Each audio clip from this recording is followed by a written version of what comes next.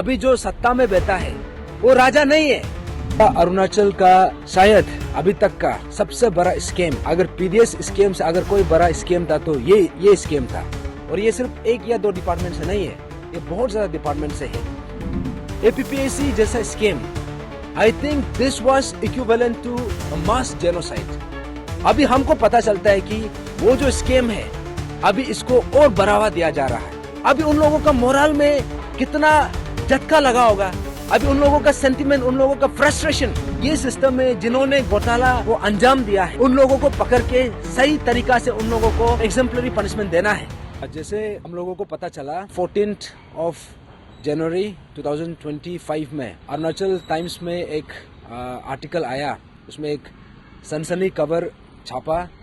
ये हमारा अरुणाचल ये टाइम्स का जो एडिटर है वेंगे आजुम सर का जो ये पब्लिकेशन का उसका न्यूज़पेपर में हमको पता चला कि Arunachal Pradesh public service commission जो हमारा अरुणाचल का शायद अभी तक का सबसे बड़ा स्कैम, अगर पीडीएस स्कैम से अगर कोई बड़ा स्कैम था तो ये स्कैम था।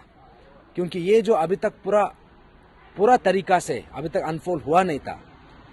तो ऐसा करके हम लोगों ने ये जो पर्टिकुलर स्कैम को, इसका जो खुलासा 2022 में हमारा विसल ब्लोअर ग्यामर पादंग सर ने इसका खुलासा किया था।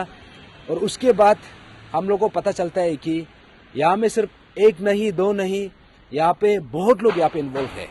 और ये सिर्फ एक या दो डिपार्टमेंट से नहीं है, ये बहुत ज़्यादा डिपार्टमेंट से है।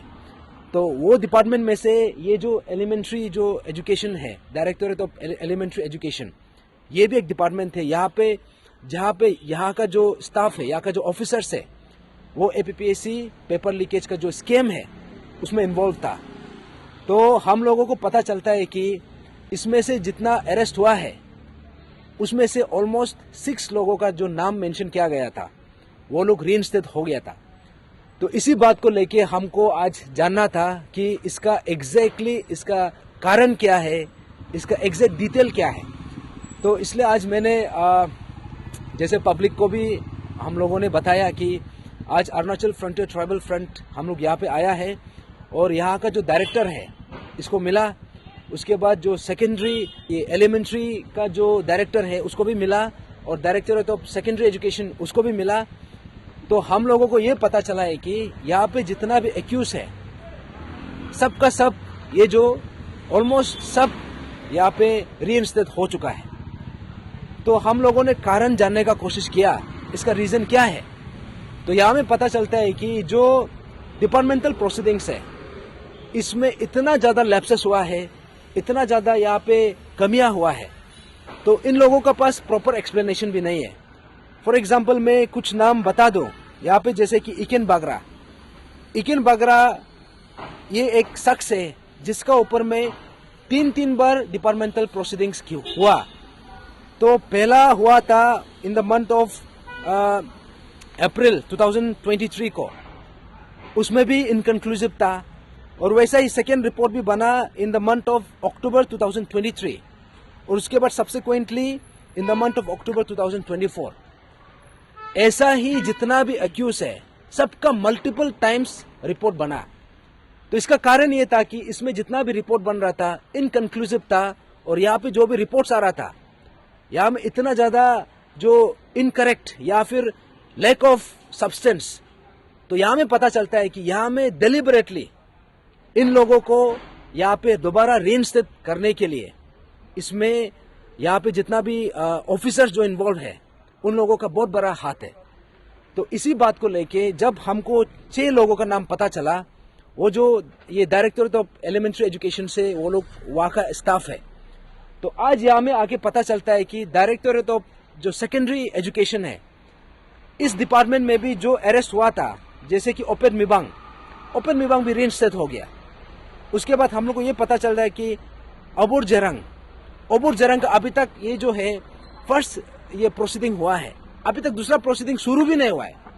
उसके बाद यहाँ पे और एक है इसका नाम है ये तपुक एजिंग का जो है ना, इसको रिटायरमेंट भी दे दिया। दैट मीन्स उसको रीइंस्टेट करके रिटायरमेंट कर दिया। और ओपेन मिबांग का केस में हमको ये पता चला है कि इसमें रिइंस्टेट होने के बाद दोबारा से डिपार्टमेंटल प्रोसीडिंग्स को बंद कर दिया। तो अभी समझने वाला बात यह है, एपीपीएससी जैसा scheme, I think this was equivalent to a mass genocide. इसको हमने पहले भी बोला है, क्योंकि यहाँ में जितना भी बड़ा बड़ा स्कीम होता है, थाउजेंड्स ऑफ करोड़ का भी स्कीम हम लोग का अरुणाचल में देखने को मिला है, लेकिन ये जो स्कीम था, एपीपीएससी पेपर लीकेज का जो स्कीम, ये 1000 करोड़ का स्कीम से भी बढ़ के है। क्योंकि इसमें ये जो पर्टिकुलर स्कीम का जरिए, इसका जरिए इतना ज्यादा लाइफ को, इतना ज्यादा जिंदगी को बर्बाद किया है। क्योंकि यहाँ में सिर्फ स्टूडेंट्स का जिंदगी बर्बाद नहीं हुआ है, यहाँ पे उसका माँ पिताजी, उसका फैमिली का भी जिंदगी को बर्बाद किया है। तो ये चीज को लेके आज हमको पता चलता है कि वैसे तो देखा जाने से यहाँ में जितना अरेस्ट हुआ है उससे ज्यादा अरेस्ट होना चाहिए था, लेकिन जितना हुआ है उसको टर्मिनेशन, उसको डिसमिस करने के बजाय अभी हमको 2 साल, अभी कितना 2022 में ये चीज खुलासा हुआ, अभी 2025 में हमको पता चलता है कि ये जितना भी अरेस्ट हुआ है अब इस सबको रीइंस्टेट कर रहा है।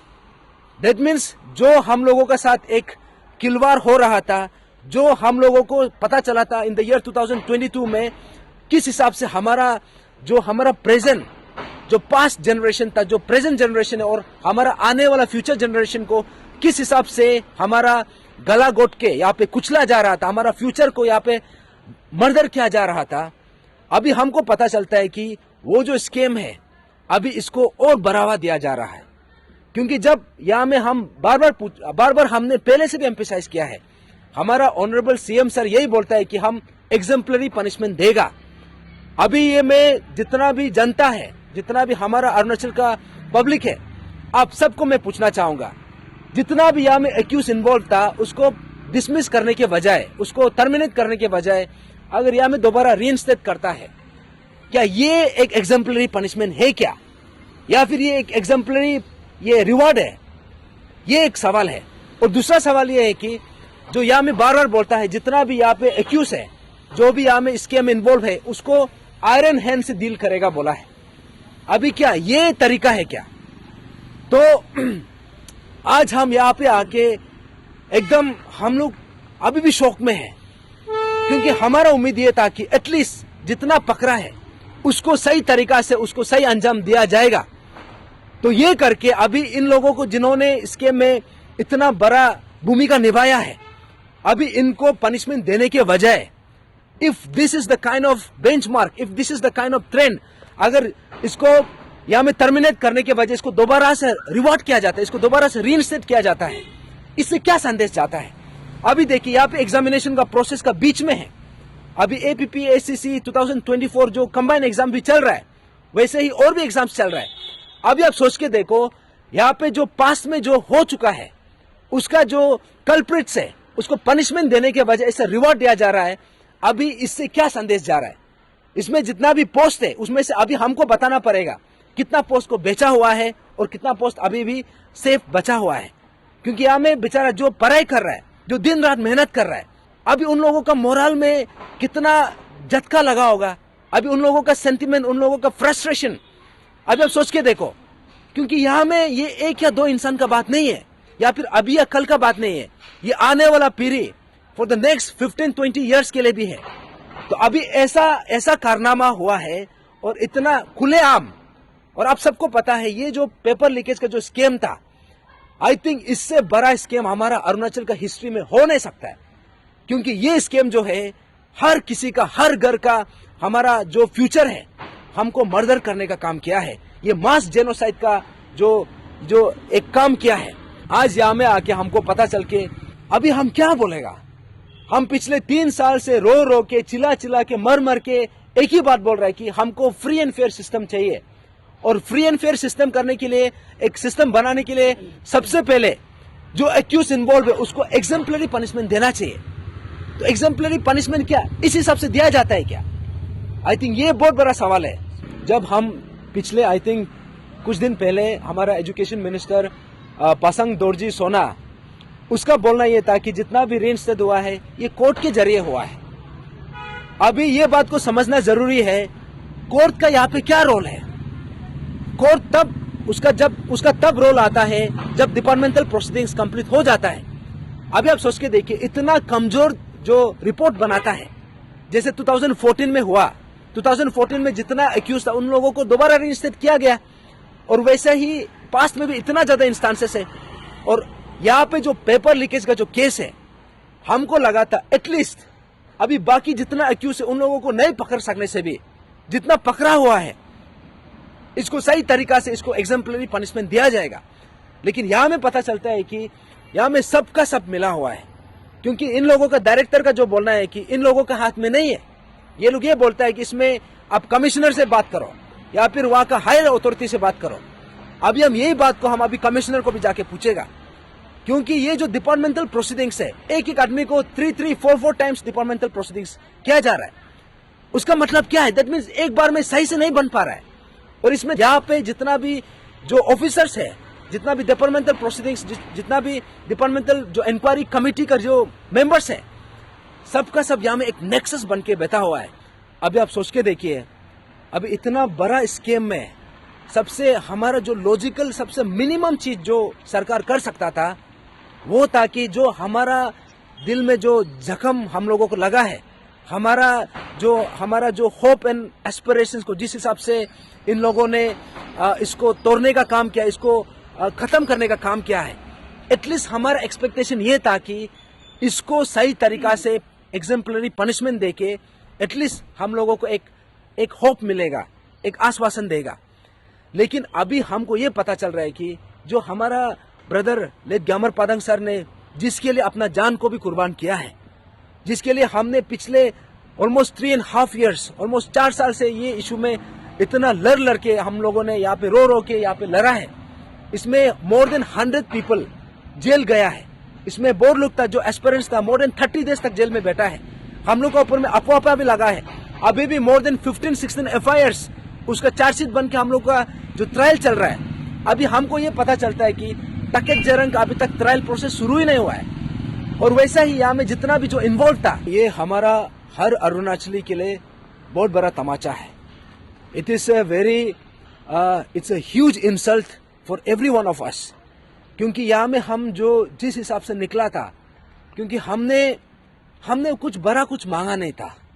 हमने एक ही चीज बोला था कि जो सिस्टम है हमको फ्री एंड फेयर सिस्टम चाहिए, और ये सिस्टम में जिन्होंने घोटाला को अंजाम दिया है उन लोगों को पकड़ के सही तरीका से उन लोगों को सही पनिशमेंट, एग्जाम्पलरी पनिशमेंट देना है।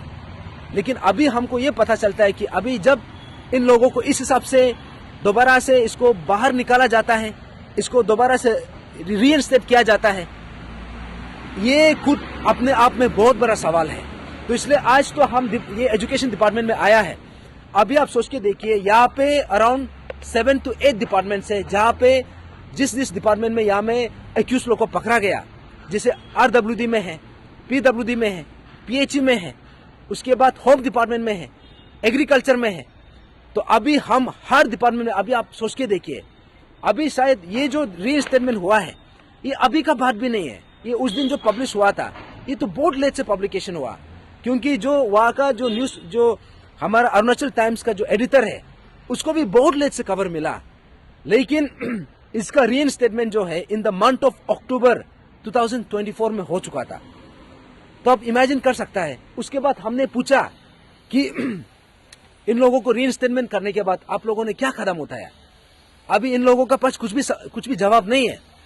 तो अभी यही बात को हम कमिश्नर को भी जाके पूछेगा, and ultimately the honourable chief minister of Arunachal Pradesh has to explain. Pema Khandu sir जहां कहीं भी हो, अभी आपको एक्सप्लेनेशन देना पड़ेगा। आप बार बार बोलता है जीरो टॉलरेंस अगेंस्ट करप्शन, क्या ये जीरो टॉलरेंस है क्या? आप बोलता है हम जितना भी यहाँ पे स्कैम करेगा उसको आयरन फिस्ट से हैंडल करेगा, क्या ये आयरन फिस्ट से हैंडल करने का ये तरीका है क्या?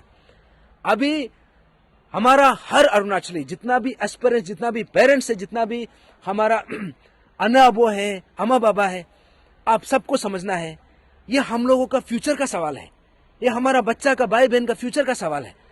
तो इसलिए ये जो पर्टिकुलर जो इंस्टेंस है, अभी ये जो है बहुत बड़ा सवाल खड़ा किया है, और अभी एक एक करके हम सरकार को अभी सवाल करना शुरू करेगा। हमारा जो लोकतंत्र है, हमारा जो डेमोक्रेसी है, डेमोक्रेसी पब्लिक का आवाज से, जनता का आवाज से चलता है। अभी जो सत्ता में बैठा है, चाहे वो चीफ मिनिस्टर हो, चाहे वो एजुकेशन मिनिस्टर हो, चाहे वो कोई भी हो, वो अगर वहां पे है तो वो जनता का आवाज का, जनता का जरिए से है। और वहां पे जो बैठा है वो अपना खुद का सर्विस के लिए नहीं है, वो जनता का सेवा के लिए है। वो राजा नहीं है, वो हमारा जो प्रजा का सर्वेंट है। हमारा वो public, they are not the kings, they are servants. तो अभी ये सवाल जो है, इसलिए मैं पूछ रहा हूँ, इसलिए मैं बोल रहा हूँ, क्योंकि ये जो इश्यू है, ये हर अरुणाचली का इश्यू है, ये हर घर का इश्यू है। जो हमको हमारा कॉन्स्टिट्यूशन ने, हमारा जो संविधान ने हमको एम्पावर किया है सवाल करने का, और जो हमारा राइट है, क्योंकि एक free and fair system, this is our fundamental right. यहाँ पे जो सिस्टम है, जो विच इज करप्शन फ्री, ये हमारा फंडामेंटल राइट, ये हमारा अपना कॉन्स्टिट्यूशनल राइट है। तो इसको फाइट करना अभी हम जनता, हम हर अरुणाचली का ये बात है। तो इसलिए ये देखिए, ये सवाल जो है आप अपने आप को भी पूछिए, क्योंकि इसमें देखिए, इसमें हर किसी का रोल है। अभी हम जैसे आम नागरिक है, हम अपना आम नागरिक के हिसाब से हमारा पास जो ताकत है, हमारा पास जो आवाज है, हम अपना आवाज करेंगे। अभी मैं जनता को ही पूछना चाहूंगा, ये जो है, क्योंकि कोर्ट का जो ऑर्डर है, ये कोर्ट का ऑर्डर अपने आप से बना नहीं है। कोर्ट का ऑर्डर जो नतीजा जो आया है, ये यहाँ पे डिपार्टमेंटल प्रोसीडिंग्स में लैप्सेस का कारण से हुआ है। अभी जो सरकार जो बोल रहा है कि ये कोर्ट का वजह से है, या फिर ये रूल का जरिए से हमने किया है, ये बात मैं क्लियरली बता दूं, अगर रूल के जरिए से अगर सही तरीका से होता, ये जो पेपर लीकेज में जो स्कैम जो इन्वॉल्व है, वो लोग अभी तक यहाँ पे अपना जो पोजीशन में वहां पे रहना नहीं चाहिए था। तो यहाँ में जो कॉम्पिटेंट अथॉरिटी है वो सरकार है, और सरकार को बनाया किसने? सरकार को हमने बनाया, और हमने पिछले तीन चार साल से जो लड़ाई हमने लड़ा है, अभी हमको ऐसा लग रहा है कि यहाँ पे जिस हिसाब से नतीजा निकल रहा है, इससे ये पता चल रहा है कि यहाँ पे कभी पेपर लीकेज हुआ ही नहीं है, यहाँ पे कभी कुछ स्कैम हुआ ही नहीं है। तो दैट मीन्स सब कुछ एक मजाक था।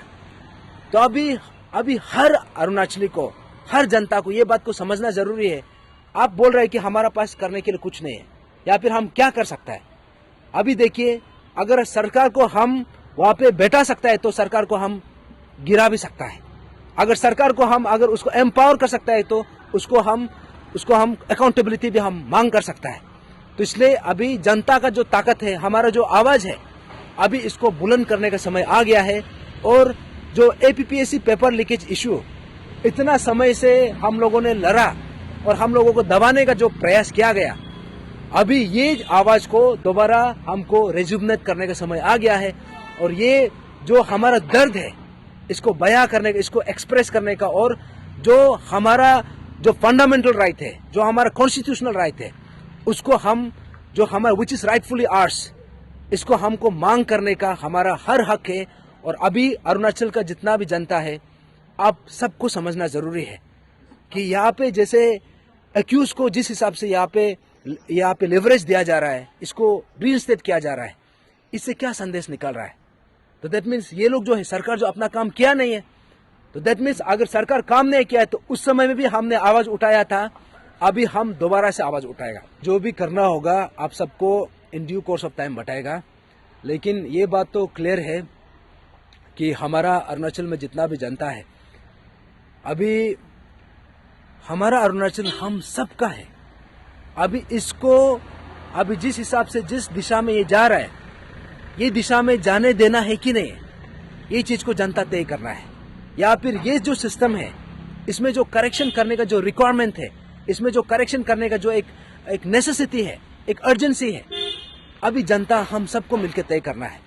अभी आप जैसे पूछा है, अभी हम क्या करेंगे? हमारा पास तो देखिए, हमारा पास तो वैसे तो हम अथॉरिटी में नहीं है, हमारा पास हम करे भी तो हम करें क्या?